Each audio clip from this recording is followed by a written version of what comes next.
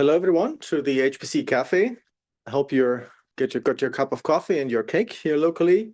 Welcome, everyone, in the Zoom call. The topic today is assessing the efficiency of your jobs with ClusterCockpit. Of course, it's a shameless plug to advertise our ClusterCockpit tool.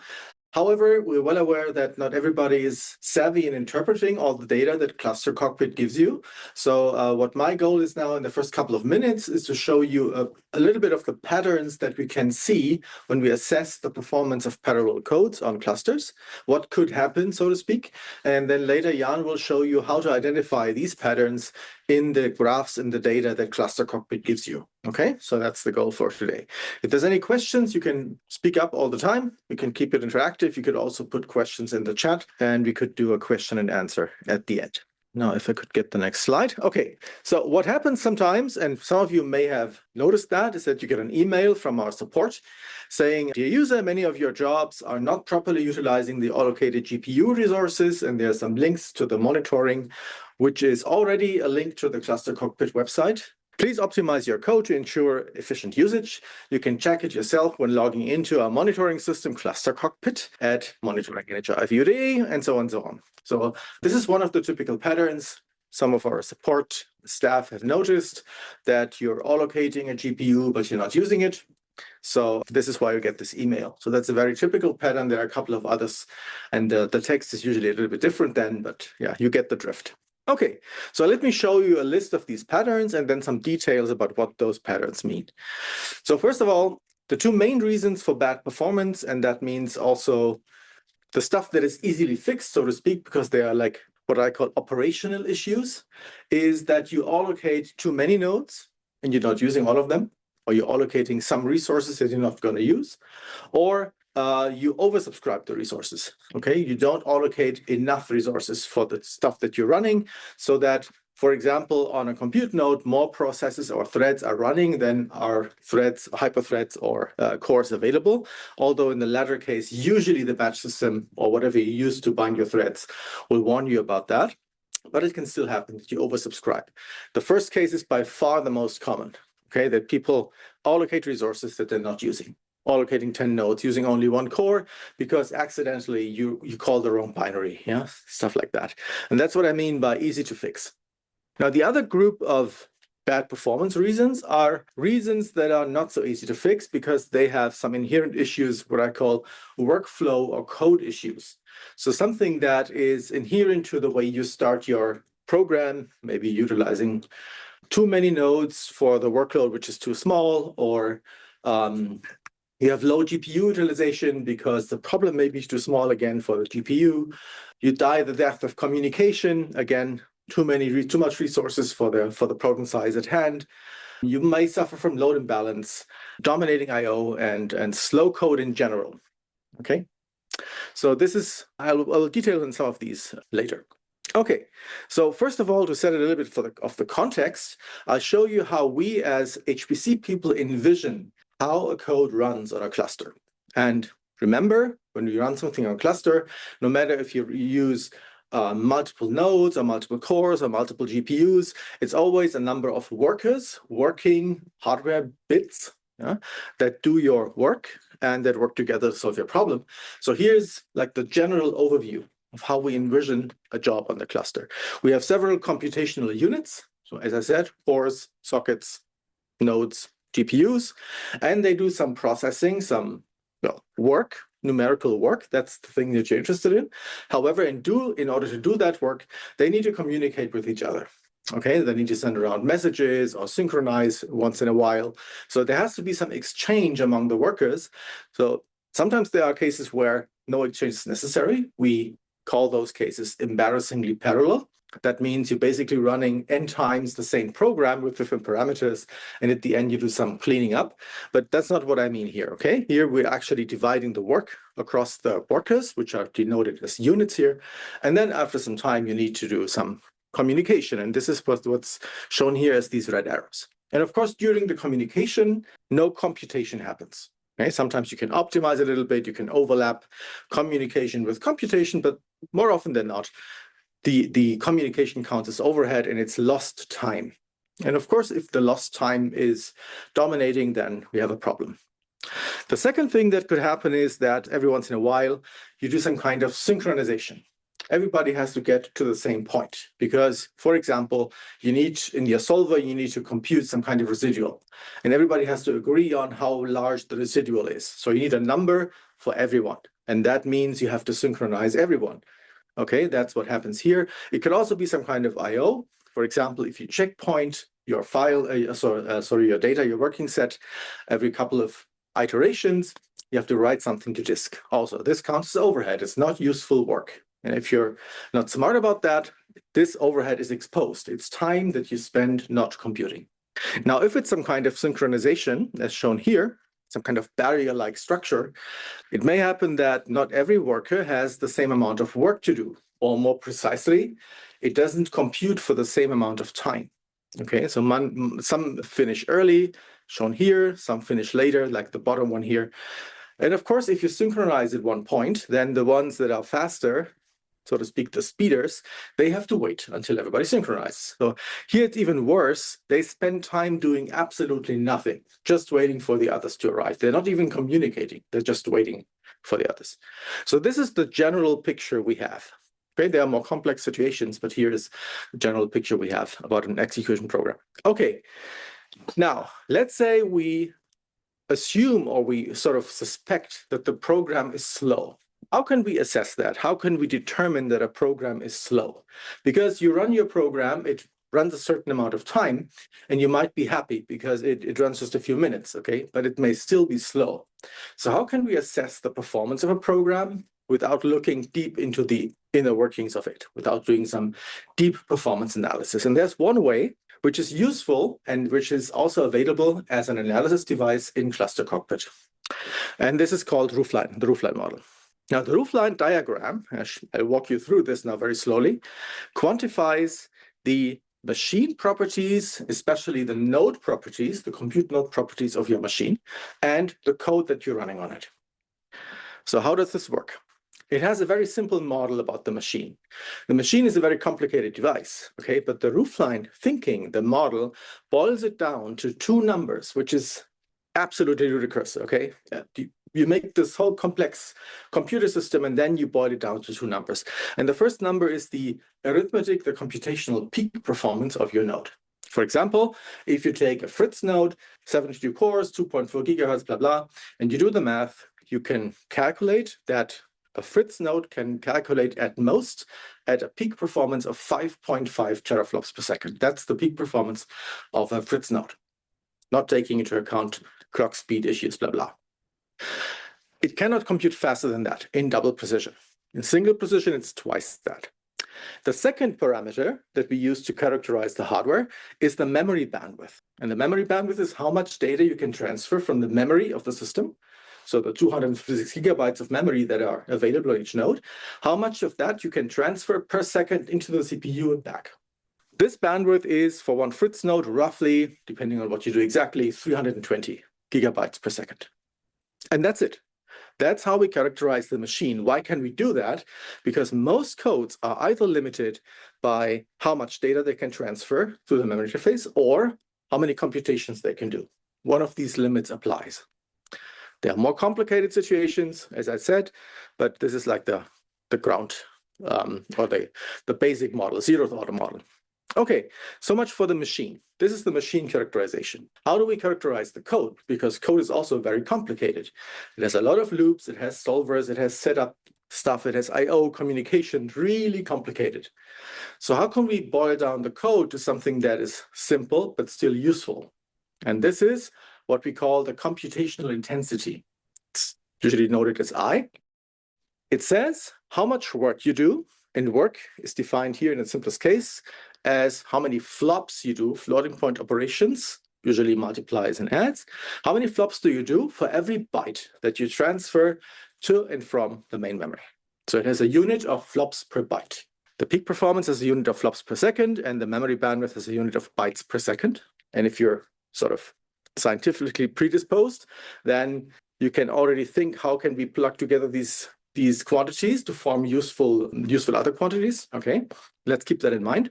So for example, if you run some kind of sparse solver, like a conjugate gradient solver, or something from that like area of solvers, the intensity is something in the order of 0.16 flops per byte. Or for every flop that you do, okay, you transfer 6 bytes from memory.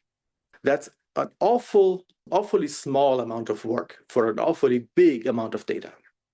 And we'll see later how I know that, okay?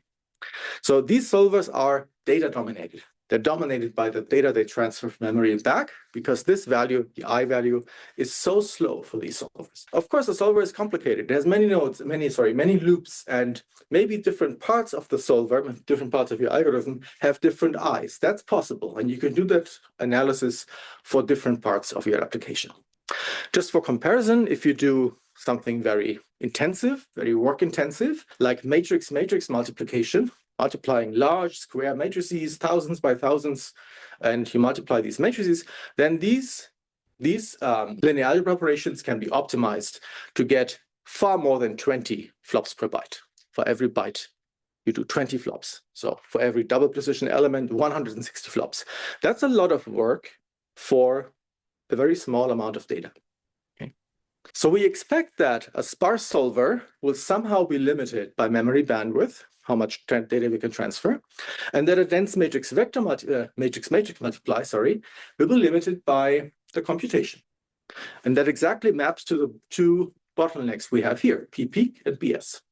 Now, how do we cast that into a model that's useful? First of all, let's put down the math. Very simple. What is the highest performance at which my code can run? It's either the peak performance, because nothing can run faster than P peak, or the product of the intensity and the bandwidth. Now do the math. Intensity is flops per byte, bandwidth is bytes per second, the product is flops per second, okay? So if your code is limited by data transfer, the highest possible performance is I times BS. If your code is limited by computation, the highest possible performance is P peak. And of course, in the general case, for any particular for any particular code that you're running, the smaller of the two applies. So the minimum of those two expressions, that's the highest performance your code can possibly run at. And it seems like a very simple model, but it's extremely useful. So here's a diagram showing the performance limit over the intensity versus the intensity. The intensity goes to the right. This is my parameter that quantifies the code. So this is my loop or my solver, my program, whatever I'm running. It's characterized by this one number, I. Very simplified view. Now, if I is large, here on the right end of the diagram, I'm limited by peak performance. If I is small, I'm limited by this bandwidth ceiling, I times BS.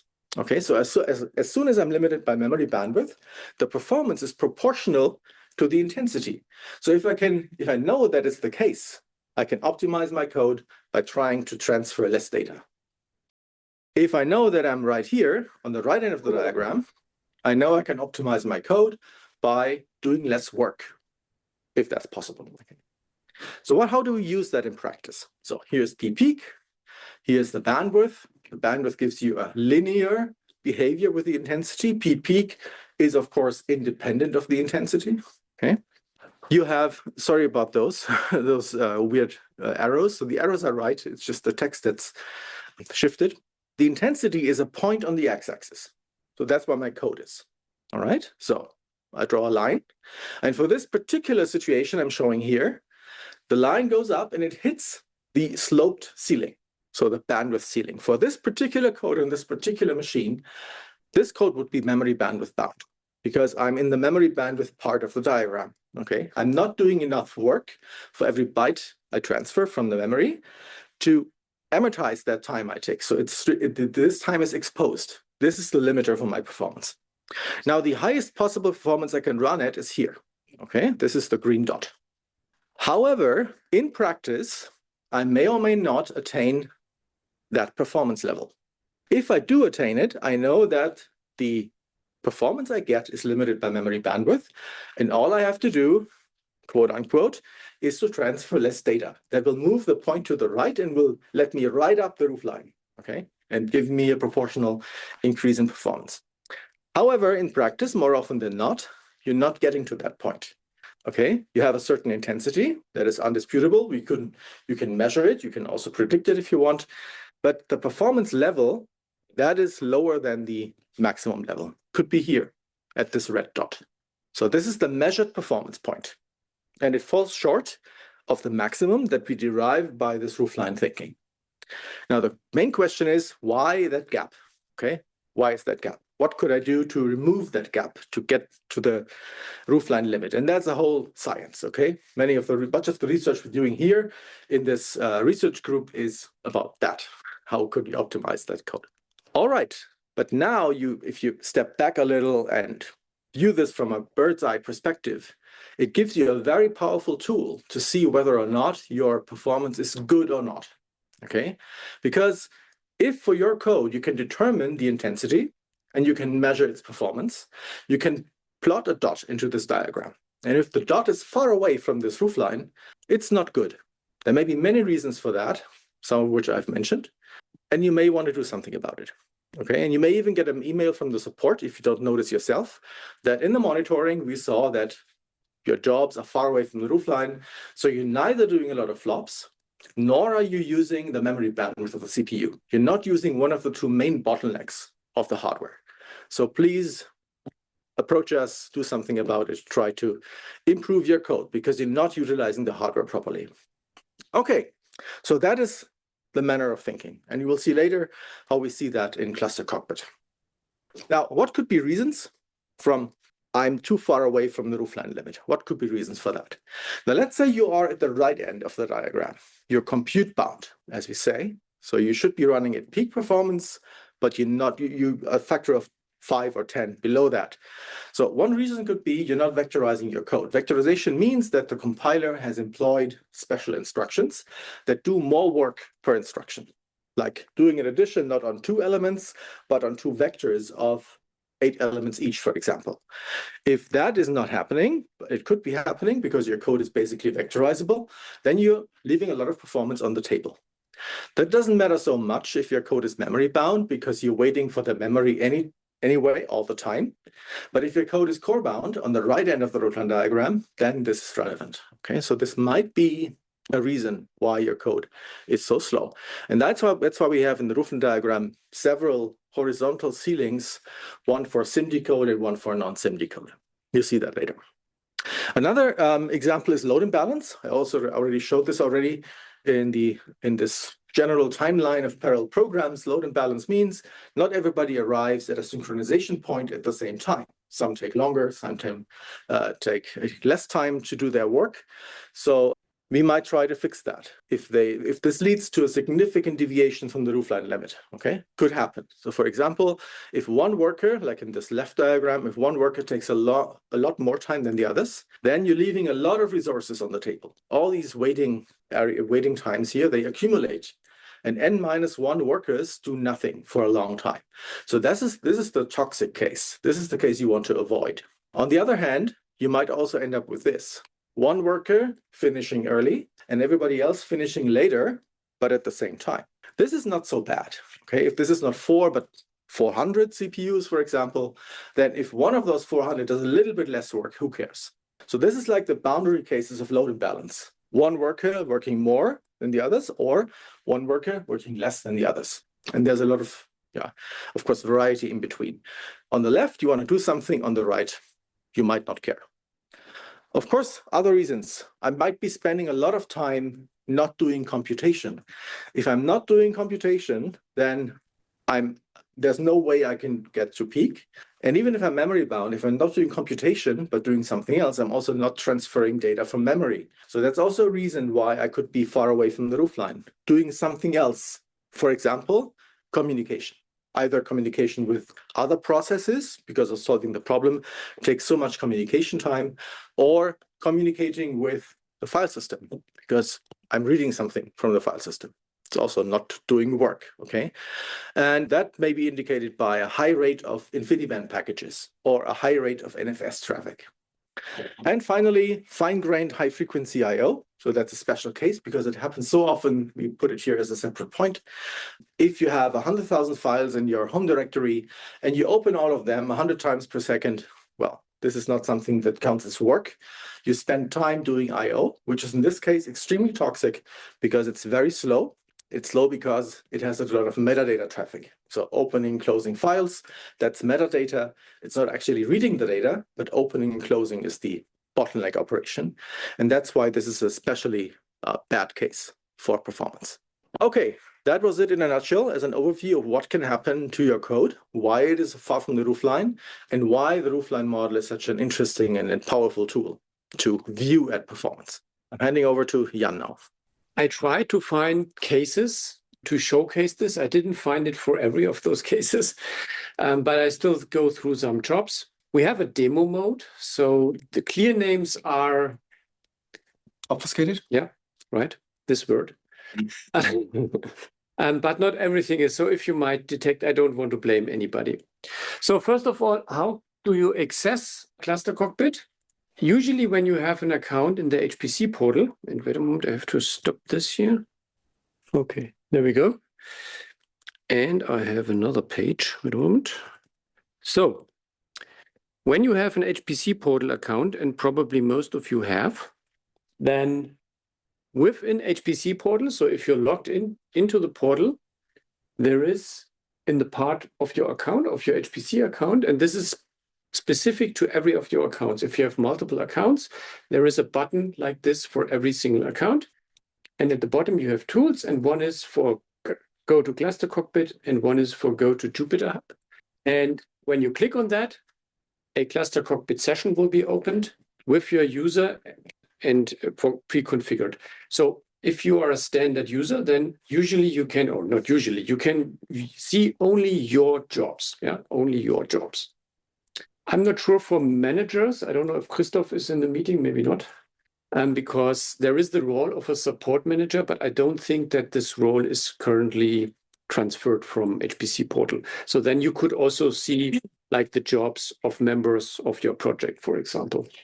So what else is there? General stuff. There is this button here, this book, and when you click on it, you will get to a documentation of the web interface. And I mean, if you're interested, a lot of things are explained there. And at the bottom, there are the different views here. When you click on the views, there are for every single page, there is a dedicated part where it is roughly explained what you can do and what options you have. Then what else? Everything here can be configured, and the configuration is specific to you. So if you like certain things differently, you can just do it. Let's go for Alex. Hopefully that works. Yeah. So things, for example, of course, you can do sorting. So you can sort for all these different things. Then you can decide which metrics are shown here in the job list. Like for explain really quickly what we actually see here. So this is the job list on Alex of the running jobs. And each row is one job. Each row is one job. And this first part here is the job metadata. So this is the Slurm job ID, the cluster you are on, the job name.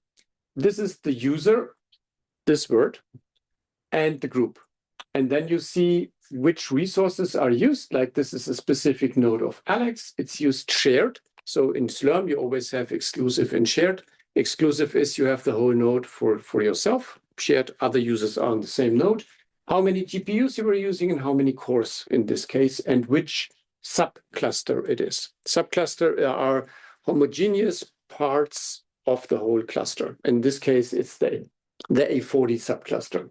When did the job start? How long does it run? And what's job state? And what's the wall time you specified when you submitted the job?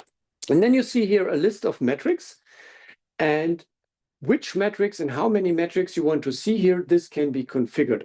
I come to a moment what metrics I would look at when you start with that. So for example, on this system, of course, it's usually a good idea to look at the GPU metrics, and you could also remove one. You could say, hey, ACC utilization is important. I want to see that at the beginning. Then you can drag and drop that, close and apply, and then it will adapt. And this will be stored per cluster, so you can have a different configuration for every cluster. Then you see some of the plots have a different background. So what is this all about? So we have so-called thresholds for metrics in ClusterCockpit. For example, there is caution, and there is not error, but Warning. No, I look it up, Michael. Gaussian and Nobody cares. nobody cares. Different colors. And even worse than caution, yeah. And so caution means it's not terribly bad, but maybe you should have a look at it. Yeah. And red, which is this other word I don't remember at the moment, it's really bad. You should look at it. Yeah. So, and this is based on statistics. So we take the average of all the metrics and we compare it to a pre-configured value. And when it's for example, for some metrics, like the only one I know is memory capacity, which is the amount of memory you allocated. There, of course, is bigger is worse, yeah, or smaller is better. And for all the other metrics, less is worse. Yeah. So for example, here, because the memory utilization is relatively low. And this, by the way, this line here is what is coined, it's not peak, but it's a normal threshold. So some average acceptable value for this metric. We also do that so that the plots are comparable. Yeah, so that the y-axis is the same independent of the data that is shown. Of course, that only applies if it's not bigger. Yeah. But the thresholds, the dotted line, is not computed on the fly from all the jobs. It's hard-coded somewhere in some database. Yeah, the dotted line, those are the metrics for this specific jobs. You mean this dotted line? Yeah. Yeah, that's pre-configured per subcluster and per metric. Yeah. So what does it mean? Well, here, as you see, the utilization seems to be lower than this threshold, and therefore it's colored red. And here it's in between, and therefore it's orangish yellow. Yeah. Is this a problem? Not necessarily. Yeah. It may be perfectly fine for your job, and that's the difficulty. Yeah. It's very hard to do general statements. Sometimes, I mean, a very corner case thing, maybe your job doesn't do any flops. Maybe you do something different. And then not doing any flops is perfectly fine. Yeah. And the same with bandwidth. As Georg suggested, if your code is completely throughput limited, like GROMX, then the memory bandwidth plot will be red because GROMX doesn't do any bandwidth. And it's fine because it doesn't utilize that. Of course, in the monitoring, we don't know. Yeah. So please remember, we color those plots really statically based on thresholds, and we don't take into account what your job is actually doing. Then I prepared some of those to make it quicker. So now, this is now the job view. When you click on a job in the previous view, then you get to the single job view. Again, you have here the job metadata. You can have tags for the job. And you have here two different things. Unfortunately, the polar plot is kind of hidden. I guess that 99% of the people don't click on that. So the first is this footprint, where we try to give some feedback with smileys. I'm still slightly skeptical about the benefit, because in a lot of cases it is, I wouldn't say misleading, but kind of confusing to a normal user. For example, here it is indicated this is very bad, but why? Probably it's not. Yeah. So this other plot is the polar plot, which actually shows similar things than previously, but in a graphical way. So the outer thing, that's the peak, and then at the surface, and this is max, average, and min, you see what range the job was using, and the area gives you a very good indication how well the job utilized the resources, like how well was the bandwidth utilized, how well was the flop rate utilized, and so on. So then this is the roofline diagram, and this job is actually a very good example. Yeah, and as Georg has indicated to you, this slope, so this line here is the bandwidth roof. Then this lower roof is the scalar flop throughput roof. So if you're doing your flops with scalar instructions, not SIMD, then this is the peak on the node. This is all per node. Yeah, and then the upper roof is the AVX512, so the widest SIMD roof. So now what do you think? Is this a good job or is this a bad job? You should probably explain the colors. Yeah, right. So you see start here and end, and this relates to the time of the job, so the runtime of the job. So blue is the beginning of the job, and red towards red is the end of the job. And what's plotted? Every dot, every point we are measuring with ClusterCockpit, every node, every time point is plotted there independently. And colored from the timestamp. Yeah, so was it at the beginning of the job or at the end of the job? So now what do you think? Is this a bad or a good job? So one thing, Georg mentioned 5.5 teraflop. This is 10 teraflop, more than 10. Yeah. And there I have to introduce one thing that's maybe also not known to you. You see that we have 3 flop metrics. So what is that about? So we have flops SP, single precision, that's fine. We have flops double precision, that's also fine. Now you see, obviously, this code does double precision floating point. And then we have a weird metric called flops any. And what this is to have a single roofline. We are scaling the double precision flops to the single precision flop to have one value for the job, to be able to plot all of this in one roofline diagram. So this means those are double precision flops, but they are scaled up to the values of as if it would be single precision, times 2, basically. Yeah. This is an insanely good job. It operates almost at peak. It's better than LitPack almost. Yeah, incredible. A wild guess. What application is this? So this is an example for a very good job. It has phases, as you can see. So it does some stuff in between. But when it does something, it's really at a very, very high performance. Yeah? Almost 8 teraflop. One a bit slower that we can see at the end. It's VASP. That's a VASP job. I was really surprised. So why would you say that's an insanely good job if initially it is actually quite poor? What do you mean initially here? Like, no, if you're Yeah. Yeah, that's right. We don't know. Yeah, that's right. In the beginning, it doesn't do a lot, but yeah, But it's only a small part of it's the very a small part of the job. Most jobs have that. At the beginning, there's some setup stuff. You need to read data or set up your data structures. So there might be seconds, minutes that where you don't do anything. By the colors, it looked like half of the job was running like this. Was the blue was all in the lower left. Yeah, could you go up to the roof line again, please? But the blue ends. It's just a few points. Those are a lot more points. The problem is, even if the circle is small, those can be hundreds, thousands of points. They plot on each of each other. Yeah, so Okay. don't be misled by the visual presentation.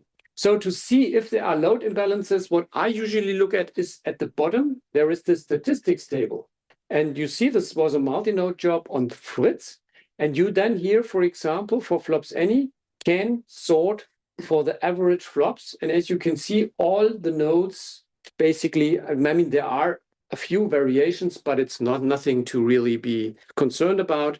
But basically, the job is quite balanced. It does at least the same amount of work. The question in the chat. Yeah. How much does this impact the calculation of performance, considering that monitoring jobs in ClusterCockpit involves numerous background processes? I think the question is about how much overhead does this have, and does it interfere with the performance of the job? So how this is done is there is a node agent running that measures all the metrics and forwards them to a metric store. And the node agent measures once every minute. Yeah, so it's a daemon that is running. And yes, there is potentially an impact. But so what we usually do is to verify, we run linpack with the daemon and without. And if there is no measurable difference, then it's fine. Yeah, that's basically our way to validate. Of course, we also validate the daemon standalone, and it's compared to other stuff that is happening relatively low effort. Yeah, but yes, in general, there is of course a potential overhead.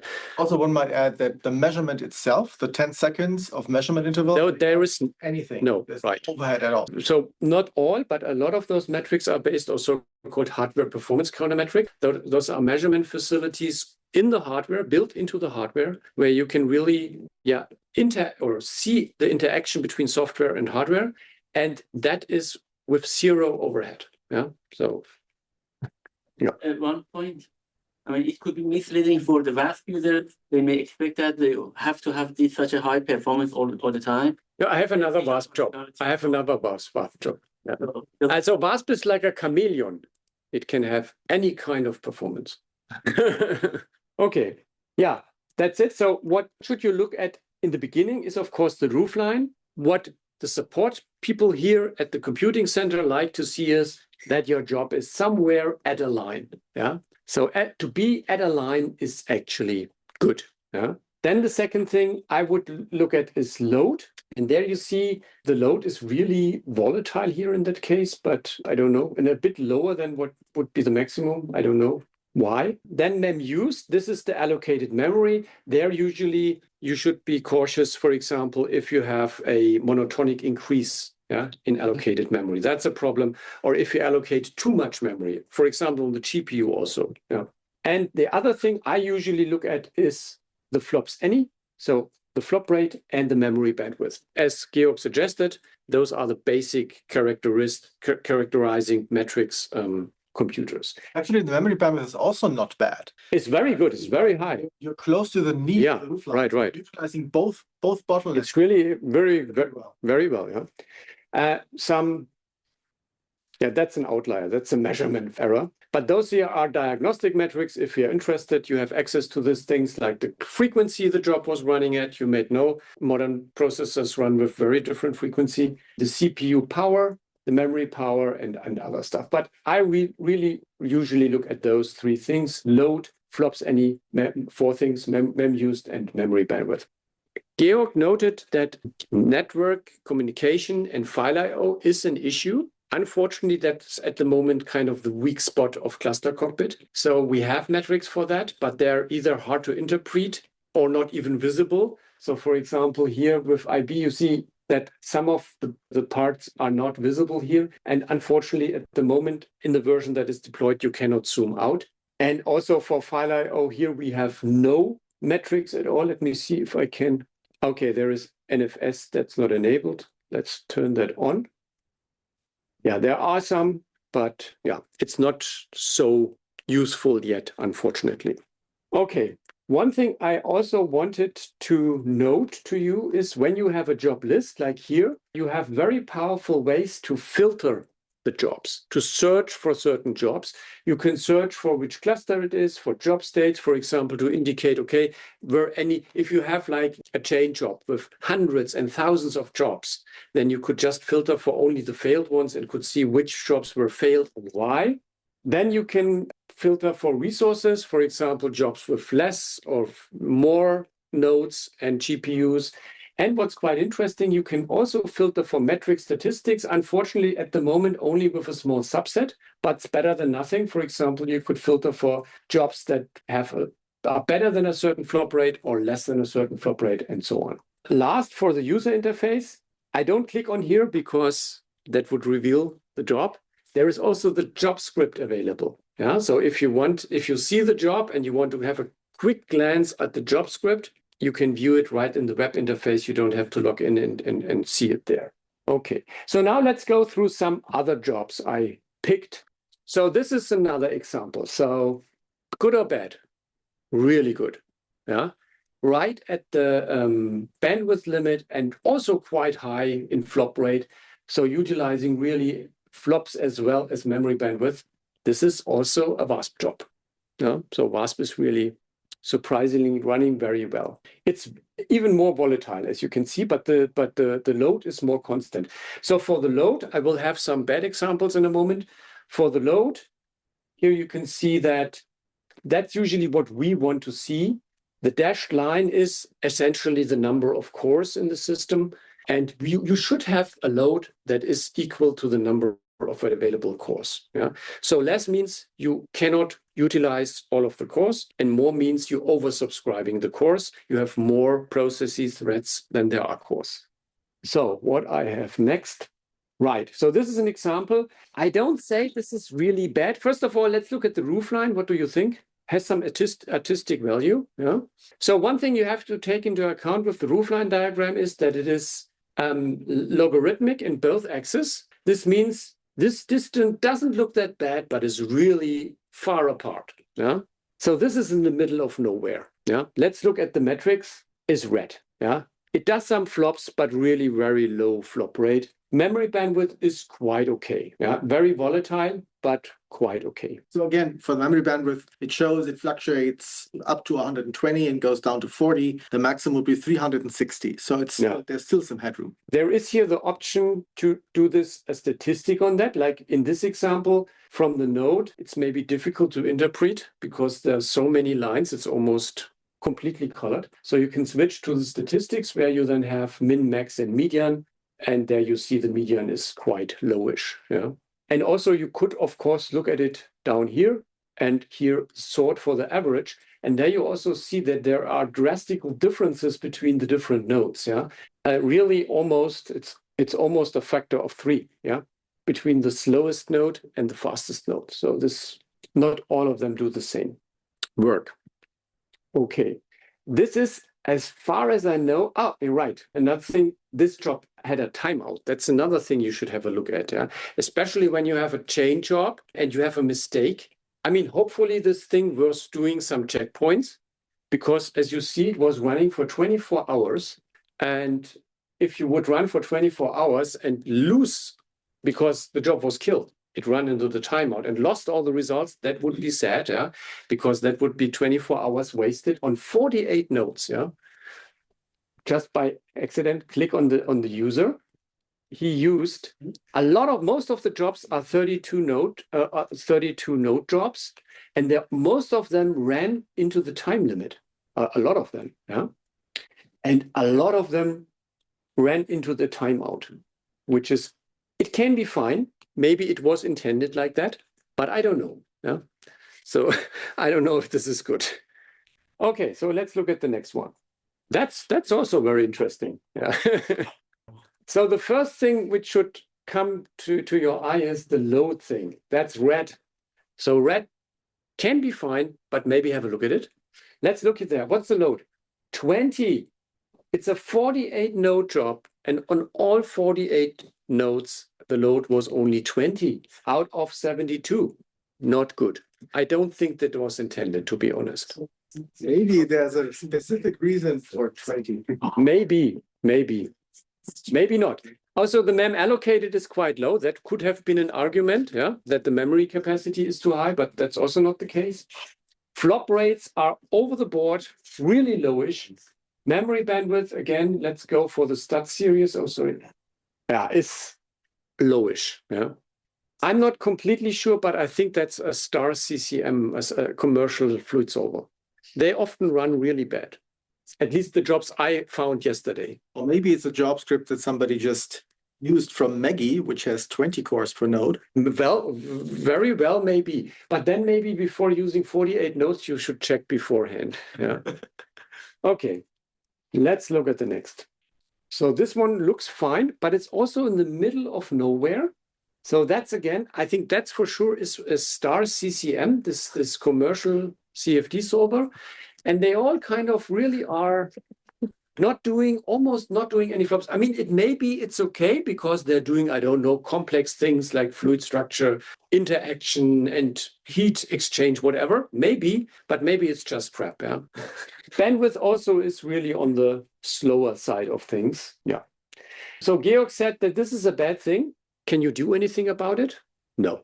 Commercial code, like with OpenFOAM. Can you do anything? Can you fix anything in OpenFOAM if it runs crappy, and it does? No, you can't. But we know, we will see in the job script that this is star CMM or OpenFOAM. And yeah. Could it be that this job is communication limited, that they're just using too many nodes for the workload? No, it does almost no, at least I don't see it here. Okay. Oh, wait a moment.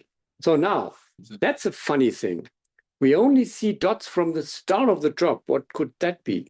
And it ran into the timeout. It was quite a large job, 34 nodes on Fritz, almost 2,500 processes, 24 hours. What's going on there? No flops at all, lowish memory bandwidth. Infinite sleep. Let's have a look. It computed until something like 13 hours, and then it stopped doing anything.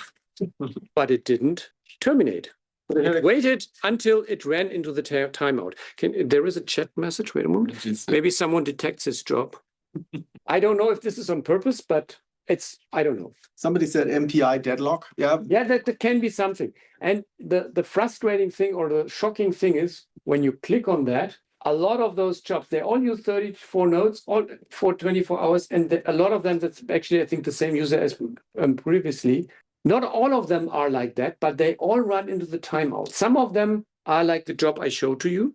but not all of them. So if you see something like that, also you should have a log. Why does the program doesn't terminate when obviously it doesn't do anything anymore? Then this is another example. That could be okay. I'm not completely sure. 64 nodes, quite a big job. And 5 minutes wall time, okay. Runs roughly 2 minutes. So what I could imagine, the guy was doing some scalability study or something. And then I personally would say, hey, if you do this, allocate all of the nodes you need. And then when every job only runs for 2 minutes, well, then for some minutes, some of the nodes are not used, but I think it's better than have a separate job that only runs 1 or 2 minutes. Of course, that's debatable, yeah, whether it's the limit, but I would say usually in general, you should have jobs that run at least 10 minutes. Yeah.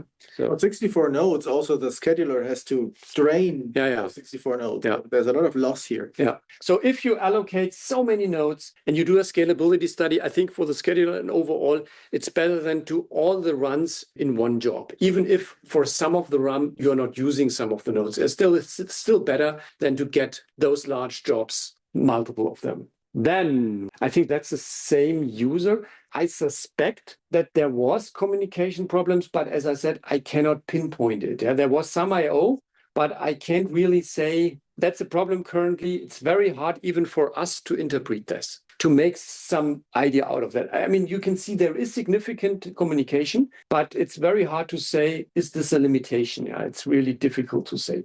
Otherwise, it's the same thing, no flops, mediocre bandwidth. And I think this also is star CCM as far as I remember. Then what do we have here? Okay, that's an example. Empty, what's going on there? So that's a job that does 0 flops. I looked in the job script. In the job script, there was something with post-processing. So this guy does some data analysis thingy, which obviously doesn't do any flops. Is this a problem?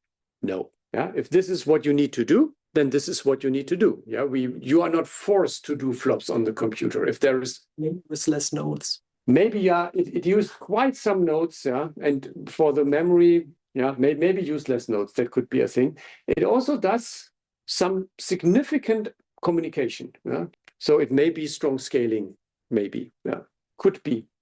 And finally, I have this one, 3,000 jobs. And user view, right? Huh? That's a user view. That's the user view, yeah. Then the short jobs, that's configurable. At our side, short jobs are jobs that are shorter than 6 minutes. And those were all single node jobs on Alex, so GPU jobs. And a lot of them failed after just a few seconds. So he allocated 24 hours, but even they ran only 70 seconds or they failed at once. Yeah, this is really bad. So I'm aware also mistakes happen. You can do mistakes in a job script, but if you are firing off like thousands of jobs, like in a chain job, you really should before test with a subset or with single jobs if this actually works. And even if you fire it off, at once have a look, have the tab open, look in ClusterCockpit. Is everything right? Yeah, or is something going wrong? Yeah? Because you can see here, obviously, yeah, something was wrong there. Yeah, and this is really very disturbing for the scheduler because he has to allocate always those 24 hours, and then just after a few seconds, things are off again. Yeah. What happens if a job fails? Are the resources automatically like released, or are they still allocated to that job? No. Failed is an end condition. Yeah. Failed means the job is resources are released. Yeah. Just to add this to this. So in principle, the resources are released, but sometimes when you do something like this, so running jobs only for a few seconds with thousands of jobs, you can crash the entire cluster. So we had these cases where people ran 10,000 jobs and more, which all crashed within seconds, and then the entire scheduler said, "Okay, I'm out." So if you do something like chain jobs or loops over jobs, always test with a small set that everything is set up correctly, because there can be a typo in the directory path and all the jobs just crash because they fail to open a file. And you should figure this out after running 10 jobs, not after 10,000. Even worse, if your job sends a termination email and you do that 10,000 times, you're spamming yourself with a lot of email. It happens. It happens. Yeah, we already had mail servers crashing with something that's in Yeah. the past. So those machines can send emails at a surprising rate. And also in this direction, even if you intend to have this short job, so if you want to use the scheduler as some micro scheduling, this is not a good idea. Yeah. So if you have this very small tasks, but maybe thousands, maybe even more of them, we would ask you to allocate a larger job and then do some micro scheduling. We had a HPC Café talk on that within one job. Yeah. So that's much better because it really puts a lot of strain on the scheduler. It affects other users and yeah, it in general wastes resources. So are there any questions? So with regard to ClusterCockpit or anything else? So I think that were the jobs I selected. Did anybody recognize themselves? No offense, okay? Maybe this one can reveal himself. Yeah. Yeah, one point, some clusters have node sharing enabled, and some of these metrics are not job specific. All right, that's a very good point. Yeah, that's a very good point. So let's look at Alex. Yeah, Alex is all the GPU systems are shared, so you can get an exclusive node, but usually people have less. Yeah, like only one GPU. And when you click that sort for duration, oh, that's also wild things going on there. That's some training thing, obviously. And there you see that, oh, that's actually 6 GPUs. How many GPUs are there? 8. Okay, that you used almost everything, but still all the metrics that are only available on the node levels, like the load, the memory, the load we scale, yeah, but the memory used, and what else is there? There are some socket levels, but that should be fine here. Then, of course, the I/O stuff, that is then not only your job, but all of the jobs that are currently running on the node. We don't have it here. That's strange, because usually, maybe at the moment, there is no other job running, because usually we have the option, let's try here. Here, there is one concurrent job. So there is one other job running on the node. On the previous case, the other GPUs were not used. And then you can, only we can do that, yeah, for the other job. But there's a question in the chat. Yeah. Can ClusterCockpit give some system level info or just job specific? For you, standard users, it's what do you mean with system specific? I think what they mean is an overview of how well the cluster performs as a whole. Yeah, we have that for us, but it's not open to the user. So we are working on dashboards that can be used like in a computing center in the entrance. Look how fancy our cluster is. But it's up, of course, to the admins if they want you to see that. Yeah. So we have a status view. There is not much to see at the moment, where we have some overall thing, like what are the top users, what is the duration for the whole system, and so on. But this is not available to you as a normal user. And of course, there is also some node level view. I'm not sure if this works now. Johannes, is it node overview or node list? I want to show node list. Node list, okay. Right, that's what I wanted to see. Where you have some node-based view and you see which users are active, which projects, how many jobs are running. And yeah, you can configure some metrics. Yeah. Basically, Big Brother. Basically, yeah. Another question, a suggestion to use kernel density estimation in order to make the number of points in the roofline diagram more readable. I don't know. What does that mean? I don't know. It's just a method to kind of split the peaks, Okay. but I'm not sure who asked. So what we are doing is, Adida implemented it. We're doing what to leave away points. I missed the English word at the moment. Resampling. Exactly. We do resampling. So like when you have a very long job, I mean, I had a job like that. Maybe I still have it open, probably. Yeah, like here, this 23-hour job, then it doesn't make sense to do this in full resolution because there would be a lot of data. And so we are resampling, sampling down. And then when you zoom in, at some point, more points will be reloaded. So we're doing dynamic resampling for the metric data to keep the data volume low, because for a large job on a lot of nodes, this can be in the range of several tens or even 100 megabytes. in metric data that need to be loaded. We discussed how to do this. There are different, like you could do, one idea I had is that you do like a voxel-based representation so that you can binning, and more, if more points end up in one voxel, there is a higher like color intensity. Because at the moment, the drawback here is that when all the points are in a very small circle, then actually you don't see anything anymore, yeah? I mean, you can see that they are in a small circle, but that's actually it. But the carbon emissions, I thought that FAU buys neutral electrical energy. We know that, of course. But just for fun, we still put some number in here. For the bad conscience. Yeah, for the bad conscience. Yeah, exactly. And the difference between CPU power and total energy, that's an offset by estimating the baseline power. That's not CPU by some mechanism. No, at the moment, I think at the moment it's only the RAPL values. It's not, you could configure it to also take into account other metrics, but at our side, it's only the RAPL because we don't have, of course, you could add a static baseline offset. Yeah, but we don't do it. What you can do is if you have, for example, access to the board management interface, you can measure like the power on the main board level, then you could add that, but we don't do that. And what's then the difference between CPU power and total energy? So 71.95 versus... No, that's, I guess, CPU plus memory. Memory. Okay. Memory. Oh, sorry, that is. Yeah. I'm sorry, yes. Okay, there's another question in the chat. Is there detailed explanation available for all the metrics?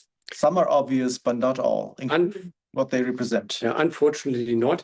There is a metric list, but I don't think there is any explanation with it. Let's have a look. Yeah, unfortunately, there is no real explanation of the metrics. Yeah, you have to ask us. I mean, when you go, okay, that's a bad example because we don't have all the metrics that are in here. Like these metrics are site specific, so the documentation probably doesn't. Yeah.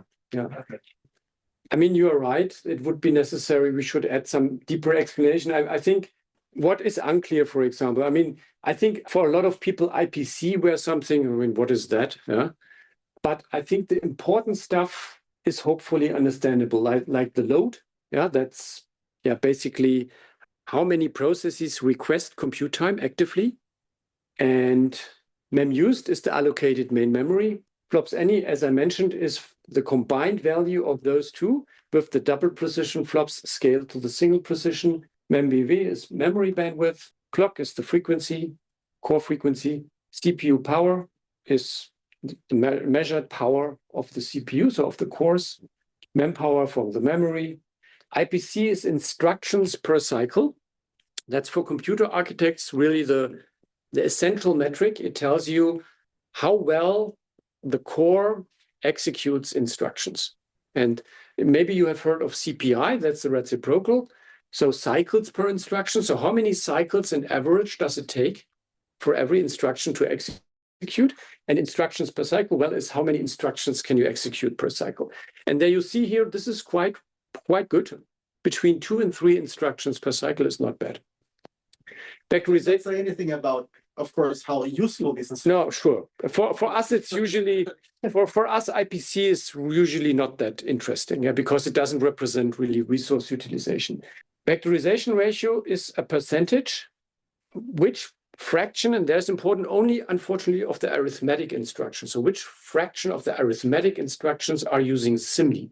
Any kind of SIMD, yeah. So no specific variant. And then IB receive and transmit is receive and send for the InfiniBand. And as I mentioned, this is bytes per second. Yeah, that's a weak spot. Yeah, that could be better, but nobody really feels responsible at the moment, I have to admit. And we have to work on that. And because that could be improved, that's really a configuration issue. It's not a ClusterCockpit issue, but it's a problem of our instance. And then there is NFS read and total for IOP. What means IOP? IO operations. Yeah. And we could measure a lot more stuff like open files, C file seeks. There are dozens of file system metrics. I mean, I can show you. And we will work on it. We are aware that this is really not good. Let's open this. Would it be hard to add like little tooltips if you hover on a metric? It opens a You tooltip, could there's be 2 sentences saying could be possible. Yeah. briefly what Yeah. it is. So the file system metrics, we have a lot of metrics that are possible, and we only measure a very small subset of them currently. Okay, any more questions? Yeah, one more.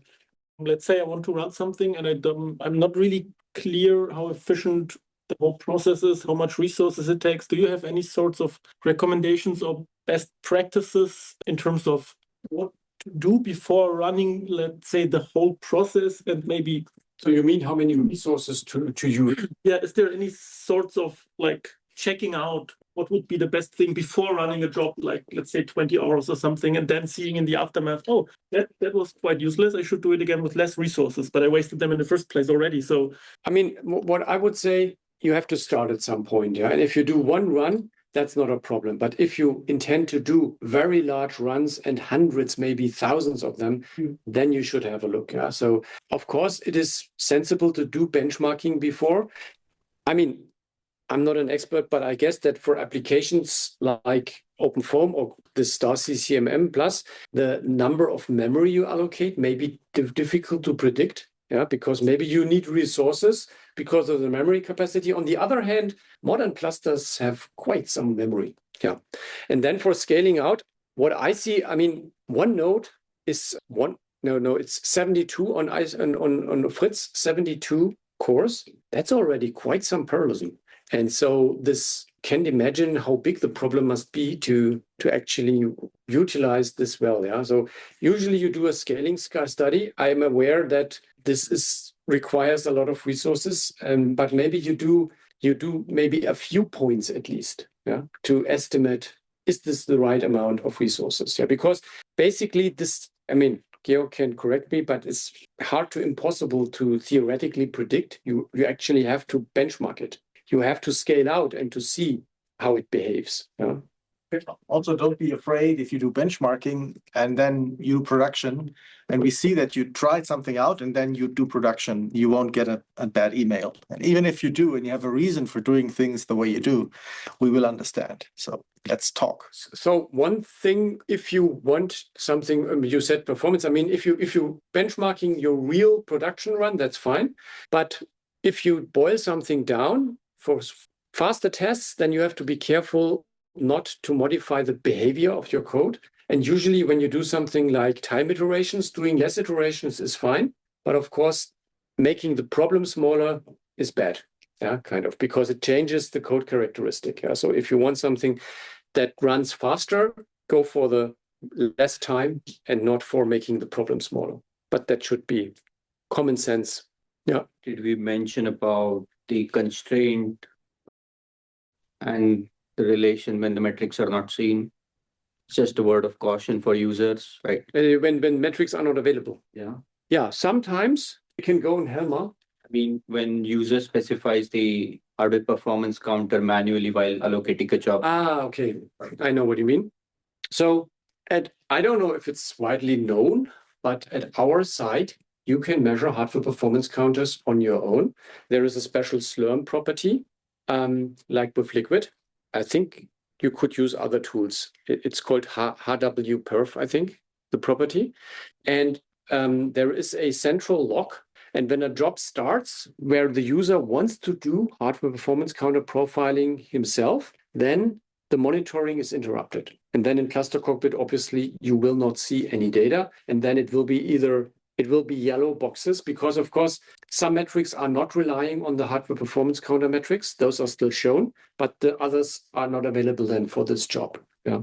So it's not that you wonder that if you measure the stuff yourself and then in ClusterCockpit you don't see anything, that's because only one person can measure at a time. So I still have another question. So you mentioned that short jobs are not that ideal, like short or many jobs and short jobs. Does that also mean that array jobs in Slurm are kind of useless? Array jobs, okay, Johannes? Depends on how long a single job in the array takes. Well, I mean, let's take the figure of 5 minutes or something. Is that like equally bad as just many single jobs running 5 minutes, or is that For the scheduler, it doesn't make any difference. Okay. But when you know it will only take 5 minutes, maybe put 10 of these into a Yeah. single job and then just restructure the array. But I think the array job is better than a chain job. So because in the array job, all the jobs are visible to Slurm, it can plan for it, as far as I know. Yeah. And for chain jobs, when the job then generates the next jobs, then it's always new to the scheduler. He cannot plan for that. He doesn't know how much will come. Yeah. In general, there are problems with denial of service for Slurm, but I think there are other centers where this is more severe. Yeah. So still, I think if you can, try to do micro scheduling, try to allocate bigger jobs. Yeah. Don't abuse the Slurm system for this micro scheduling. It just creates strain on the scheduler.